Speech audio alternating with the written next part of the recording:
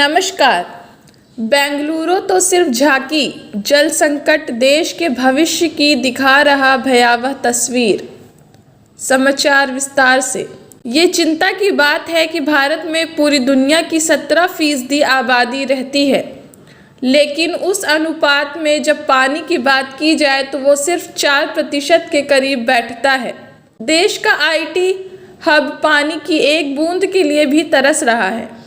पैसा खर्च कर बड़ी इमारतें तो बना ली हैं, आलीशान बाथरूमों का निर्माण भी हुआ है, लेकिन उन शावरों से पानी आना ही बंद हो चुका है। हालात ऐसे चल रहे हैं कि लोग ऑफिस तक जाने की स्थिति में नहीं हैं। वर्क फ्रॉम होम की मांग की जा रही है। टैंकरों के जरिए पानी को पहुंचाया जा रहा है। पानी की बर्बादी पर 5,000 तक का जुर्माना भी ठोका जा रहा है।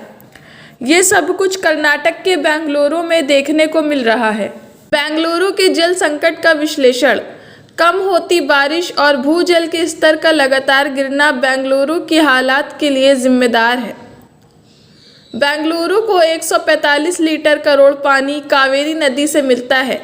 60 करोड़ लीटर पानी बोरवेल से आता है। अब ये दोनों ही स्रोत सूख रहे हैं और IT हब में हाहाकार मच चुका है।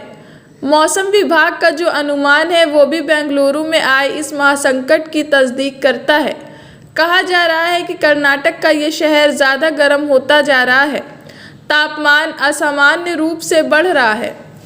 पीने वाले पानी से अगर धोई कार तो पड़ेगा भारी। वाटर सप्लाई बोर्ड लगाएगा 5,000 जुर्माना। भारत का भविष्य पानी पानी कैसे हुआ?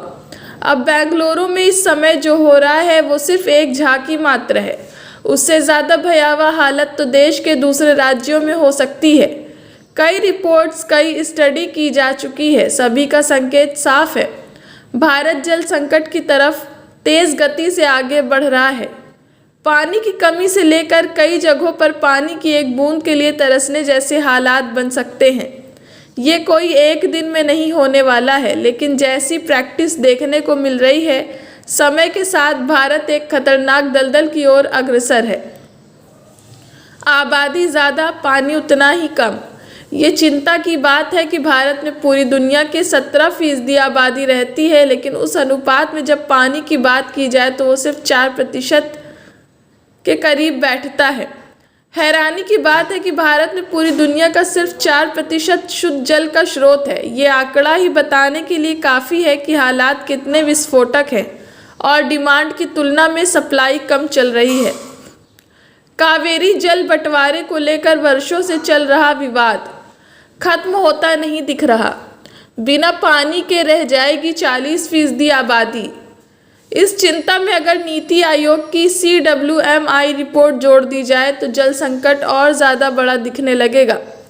रिपोर्ट के मुताबिक भारत में हर 2 लाख लोगों की मौत होती है, सिर्फ इसलिए क्योंकि उन्हें साफ पानी नसीब नहीं होता। इसी तरह 75% घर इस देश में ऐसे चल रहे हैं जहां आज भी पीने का पानी नहीं आता है। 2030 तक तो देश की 40% आबादी के पास पीने का पानी ही नहीं होगा। ये खतरनाक ट्रेंड बता रहा है कि भारत में जल संकट सिर्फ गंभीर नहीं, जानलेवा भी साबित होने वाला है। अभी जो लंबी कतारें दिख रही हैं वो सिर्फ एक बड़ी और ख़तरनाक पिक्चर का ट्रेलर है। असल दिक्कतें आने वाले सालों में शुरू होंगी, जब मौसम और बदलेगा, ग्लोबल वार्मिंग बढ़ेगी और बारिश और ज़्यादा अनइवन होती जाएगी। ग्राउंड वाटर की चुनौती ज़रूरत ही बना सबसे बड़ा संकट। अब पीने के पानी की तो भारत में किल्लत बढ़ेगी, ये नहीं भूलना चाहिए। देश ग्राउंड वाटर भी ज़रूरत से ज़्यादा निर्भर चल रहा है। यहाँ भी पूरी दुनिया का 25% ग्राउंड वाटर तो भारत ही इस्तेमाल कर रहा है। उधर भी 70% ग्राउंड वाटर प्रदूषित बताया जाता है।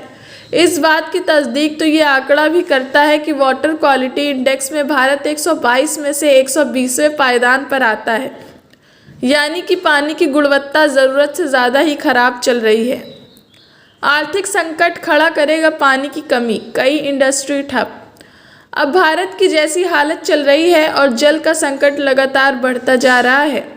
हर बड़ी एजेंसी मानकर चल रही है कि आर्थिक तौर पर भी ये देश को काफ़ी नुकसान पहुंचाने वाला है। सपने ज़रूर विकसित भारत के देखे जा रहे हैं, लेकिन उसमें एक बड़ी अड़चन से पानी का संकट ही बनता दिख रहा है।